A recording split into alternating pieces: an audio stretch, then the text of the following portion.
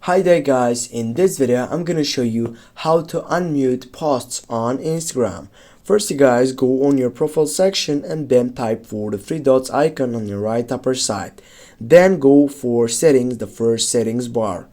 Right after that you need just to go for a privacy section and just scroll down and find for muted accounts. Go for it, and here as you can see guys, there are two posts that has been muted by my side. I will go first with the first side. And how do we unmute? It's just I need to type on the following section, and here on the mute section on the third selection I need to click on it and just go and turn off this side, get back, go to this section, go again on the following section, go to the mute, turn off this posts muting, get back, take a refresh, and then go again for muted accounts. And here guys, as you can see, you haven't muted anyone.